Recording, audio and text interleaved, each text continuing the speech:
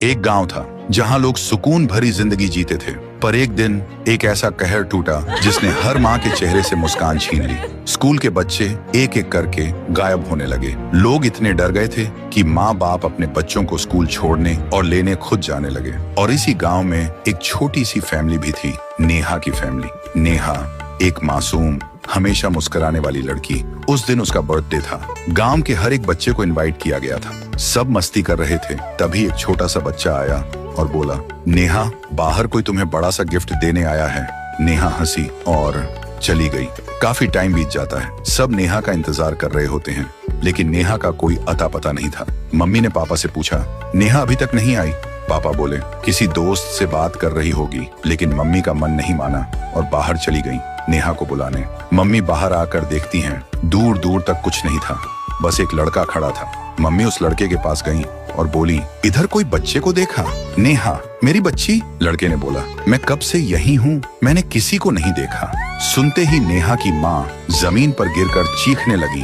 कुछ देर बाद पुलिस आई, तलाश शुरू हुई और आखिरकार एक ब्रिज के नीचे नेहा की लाश मिली। आंखें बंद, चेहरा बेजान, पर दर्द जिंदा था। देखते ही देखते लोग इकट्ठा हो गए, लेकिन किसी को नहीं पता था कि किसने किया। एक साल बीत गया, गांव में एक नई फैमिली आई। उनको कुछ नहीं पता था पिछले घर के बारे में। एक रात जब सब सो रहे थे, एक डरावनी कॉस्ट्यूम में उनकी छोटी सी बच्ची के रूम में कोई घुस आया। पापा ने आवाज सुनी, भाग के आए और देखा बेटी गायब थी। वो घबराते हुए इधर उधर ढूंढने लगे और तभी एक पुराने घर से चिल्लाने की आवाज आई। पापा तुरंत वहां गए और देखा एक डेस्क पर बेटी बेहोश पड़ी थी और उसके सामने एक छुरी लेकर एक कॉस्ट्यूम में इंसान। पापा चिल्लाए, कौन हो तुम? मेरी बेटी को छोड़ो। और उस इंसान ने अपना कॉस्ट्यूम उतारा। पापा ने देखा वह एक औरत है, उसकी आंखों में बस नफरत थी। पापा ने बोला, तुम ये सब किस लिए कर रही हो? और फिर उसने अपनी कहानी सुनाई। मेरा बेटा सबका मजाक बन चुका था, किसी ने उसे कभी दोस्त नहीं माना। एक दिन उसने खुद को खत्म कर लिया। मैं पागल हो गई थी। मैं हर स्कूल बच्चे से बदला लेने निकली थी, एक एक करके सबको।